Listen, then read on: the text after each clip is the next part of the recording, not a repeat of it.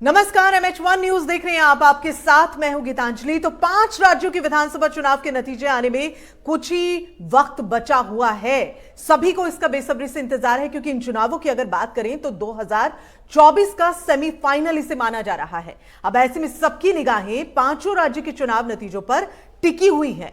राजस्थान, मध्य प्रदेश, छत्तीसगढ़ और तेलंगाना, जिसके नतीजे कल आ जाएंगे। लेकिन अगर मिजोरम की बात करें तो 4 दिसंबर तक इसके लिए इंतजार करना पड़ेगा, क्योंकि वहां अब 3 दिसंबर के बजाय 4 दिसंबर को काउंटिंग होगी और दोपहर बाद तक सभी 40 सीटों के नतीजे भी आ जाएंगे।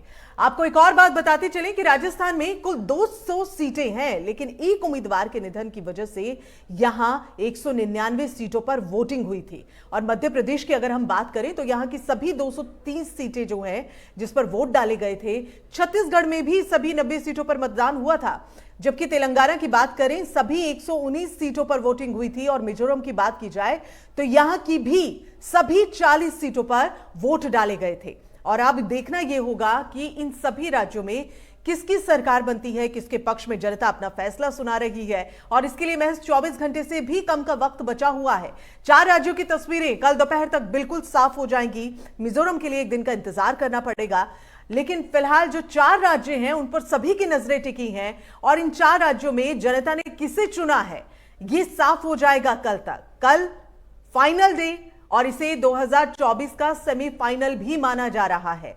अगर हम बात करें मध्य प्रदेश की तो वहां पर बीजेपी और कांग्रेस कांटे की टक्कर एक दूसरे को देती दिखाई दे रही है।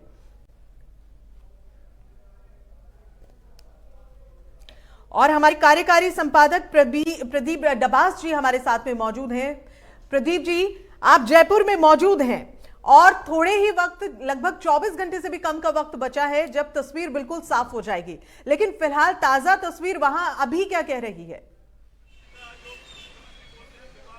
जी, राजस्थान जिसे मान का प्रदेश कहा जाता है, सम्मान का प्रदेश कहा जाता है, पगड़ी का प्रदेश कहा जाता है, ताज का प्रदेश कहा जाता है, राजस्थान में सियासत इतनी तेज हो चुकी है। वोटिंग के बाद कल नतीजे आने वाले हैं।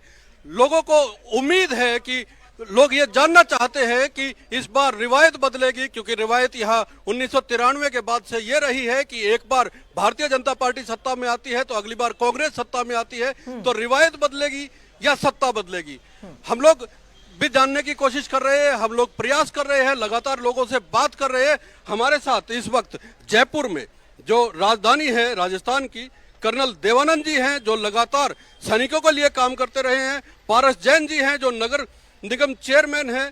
राजेंद्र खरकवास जी हैं, अनिल चौधरी हैं, कर्ण सिंह हैं और अंशु भारद्वाज हैं जो भारतीय जनता पार्टी का प्रतिनिधित्व कर रहे हैं। और कैप्टन सिंह है, रिंकू अग्रवाल है, विकास शर्मा, मुकेश गोयल और मोहनलाल मिश्रा जी हैं हमारे साथ।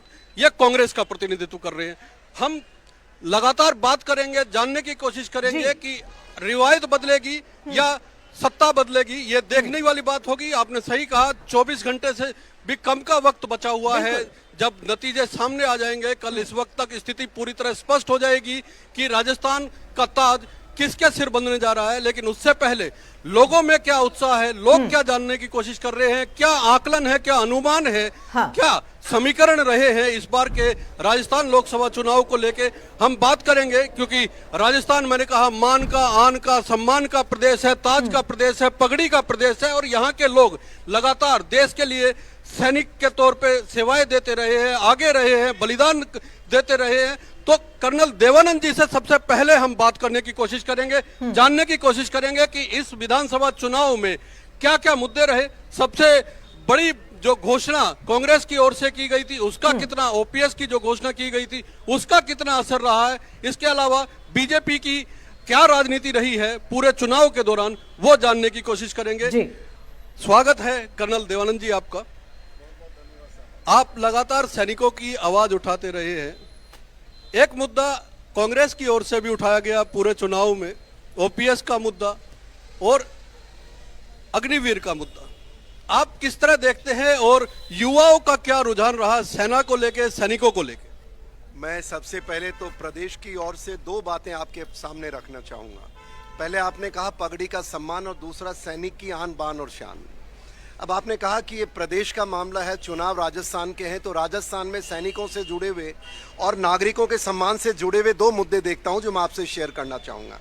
पहली बात तो ये बता दूं कि मतदाताओं ने अपना फैसला सुना चुका है, पेटी में बंद है। अब फर्क है कि सुबह आएगा। मेरा ये मानना है कि ये फैसला इस बार बीजेपी के पक्ष में राजस्थान के नागरिक दे चुके हैं। अब क्यों दे चुके हैं मानना जरूरी है। आपने सबसे पहली बात कही कि मान और सम्मान की पगड़ी की बात कही। मैं कांग्रेस सरकार को और मैं गहलोत साहब से एक पूछना चाहता हूं, एक एमएलए है जिसने एक व्यक्ति के बुजुर्ग की पगड़ी जब वो उसके चरण में रखता है, वो कहता है कि भाई साहब मेरी पगड़ी थारे चरना में मेलूं, मेरी समस्या समाधान करो। उस एमएलए ने पगड़ी को लात मारा जो बेगू का एमएलए था। और दुख की बात यह है कि कांग्रेस बाहर से, राजस्थान के बाहर से लोग लेके आती है चुनाव में और हमारा शोषण करती है, हमारे स्थानीय बच्चों को एमएलए बनाने का मौका नहीं देती है। उस व्यक्ति को चलो गलती की या नहीं की, उसको फिर एमएलए का चुनाव की टिकट दी। इससे बड़ा मैं मानता हूं सम्मान पे चोट कोई नहीं कर सकता। और शायद अगर देश को पता नहीं है, हमारे नागरिकों को, तो मैं आज बता रहा हूं। दूसरी बात सैनिकों की, देखिए हर देशवासी मानता है कि सैनिक की कोई जाति नहीं होती है भाई साहब। हम सैनिक मां भारती के लिए होते हैं और देश की अमानत है, जैसा आप चाहें वैसा काम करते हैं। आपको जान के दुख होगा, मैं पार्टी से ऊपर उठ करके बताना चाहता हूं, मेरे साथियों से भी, और दोनों तरफ बीजेपी कांग्रेस, हम राजस्थान के वासी हैं। पहली बार हिंदुस्तान के इतिहास में राजस्थान की सरकार ने हमारे महीनों तक विरोध करने के बाद, इवन टू द एक्सटेंट हमने धरने दिए, सैनिकों को जाति में बांटने का कुकर्म किया है। और कुकर्म इस हद तक किया कि ताकत में बैठे जब उनसे गुहार लगाई कि भाई फौजी की जाति मत पूछो, फौजी को नौकरी देनी है तो दो, नहीं देनी है तो जाति में क्यों बांट रहे हो। और इन्होंने क्या किया साहब, एक अध्यादेश लाए, इन्होंने फौजी के अंदर भी एसटी, ओबीसी, एसटी सारी जातिवार बांट दिया, जो बहुत बड़ा एक अनर्थ किया है।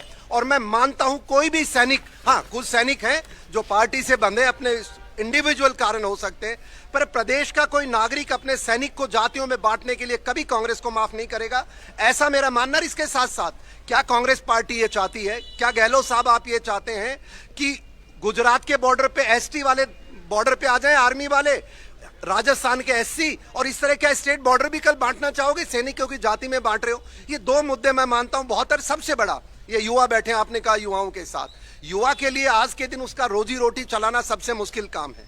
वो नौकरी की तलाश में मेहनत करता है, परिवार भी मेहनत करता है। आप बताओ यहाँ 19 पेपर आउट हो गए, इनको शर्म नहीं आई और जस्टिफाई करते हैं ये लोग। मैं कांग्रेस और बीजेपी की बात नहीं कह रहा हूं, यहाँ का हर व्यक्ति जिसकी नौकरी पे आंच आई है, मंत्री को छोड़ दो, उन्होंने तो अपने परिवार के लोगों को नौकरियां दे दी। लेकिन कर्नल साहब, राजस्थान सैनिकों का प्रदेश है, वन रैंक वन पेंशन पे तो कांग्रेस लगातार घेरती रही है, इस चुनाव में भी घेरा है। देखिए, वन रैंक वन पेंशन के ऊपर अभी भी बहुत सारी कमियां हैं, मैं स्वीकार करता हूं, पर वो वन रैंक वन पेंशन की गतियां और जो कमियां हैं वो सरकार को दूर कर। राजस्थान से वन रैंक वन पेंशन का क्या लेने देना है?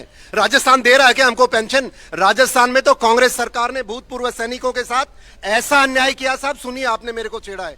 हमारे भूतपूर्व सैनिक विभाग में काम करते हैं और उनकी तनख्वाह ये इनको कॉन्ट्रैक्ट पे रखते हैं, एक ऑर्गेनाइजेशन बना रखा है नौकरी देने के लिए, उनको 15,000 मात्र सेना के अधिकारियों को मजबूरी में तनख्वाह देते हैं। गहलोत साहब ने पिछली बार चुनाव में वादा किया था झुंझुनू में जाके कि मैं आपकी तनख्वाह मिनिमम वेजेज करूंगा। क्या राजस्थान स्वीकार करेगा? आप अपने सैनिकों को चुनाव के टाइम में वादा किया और 5 साल तक पूरा नहीं किया, आज भी 15,000 महीने में 24 घंटे काम कराते हैं।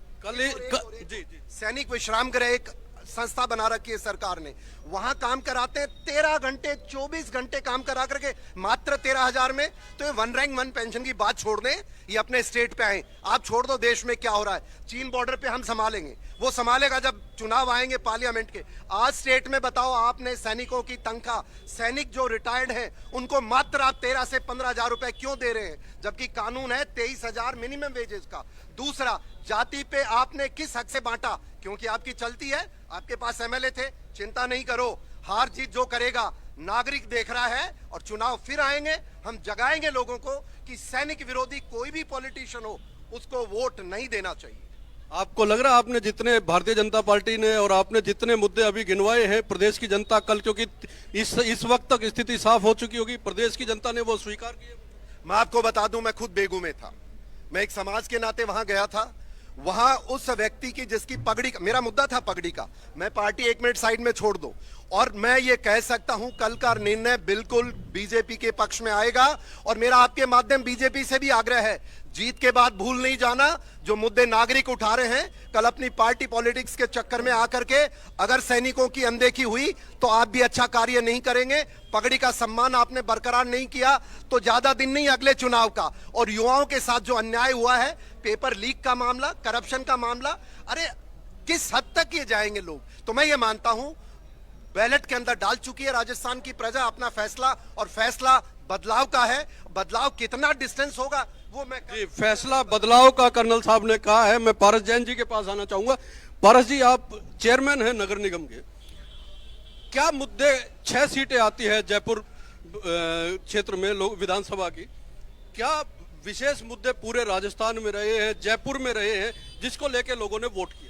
देखिए, जिस तरह से कांग्रेस सरकार ने पूरे 4.5 साल मुख्यमंत्री अशोक गहलोत जी ने केवल खुद की कुर्सी बचाने में लगे रहे और जो भ्रष्टाचार की खुली छूट उनके एमएलए को दी, उससे पूरी जनता त्रस्त थी, युवा त्रस्त थे, यहाँ की महिलाएं त्रस्त थी। जो कुशासन इन्होंने दिया उससे जनता पूरी तरह से त्रस्त थी। और कल परिणाम के रूप में भारतीय जनता पार्टी की सरकार बहुत ज्यादा बहुमत से बनेगी और स्पष्ट बहुमत से भारतीय जनता की पार्टी की सरकार बनेगी और सुशासन की स्थापना होगी।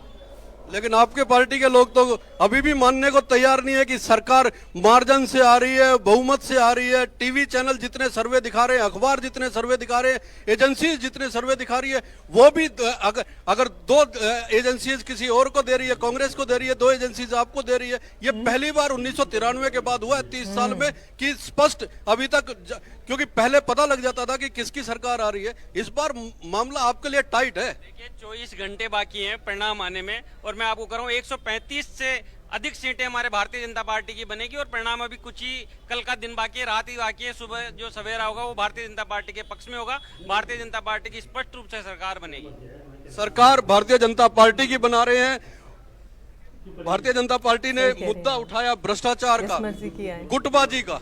हमारे साथ कर्ण जी हैं कांग्रेस से, युवा नेता है। होता नहीं है, स्टाइल दे देते हैं, ले लेते हैं। सर देखिए, जिस तरीके से भी कर्नल साहब बता रहे थे कि बेगू से एमएलए साहब की, तो मैं आपको थोड़ा जानकारी में लाना चाहूँ कि अपने पार्टी से कांग्रेस से एमएलए थे गिरिराज सिंह मलिक, जिन्होंने एक अय्यन जो एससी साहब इसको एमएलए का पद का दुरुपयोग करते हुए उस अय्यन को इतना जबरदस्त मारा कि वो आज 18 महीने से भी अपने पैरों से नहीं चल पा रहा, जिसका जनता में विरोध हुआ और कांग्रेस पार्टी ने उसका टिकट काटा जनता के विरोध को देखते हुए।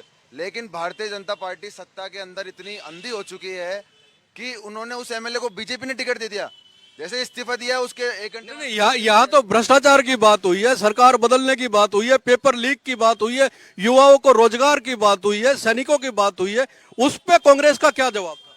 देखिए सर, भ्रष्टाचार की बात ऐसी है, पेपर लीक की बात ऐसी है। पेपर लीक अब एक राज्य का मुद्दा नहीं है, ये एक राष्ट्रीय मुद्दा बन चुका है।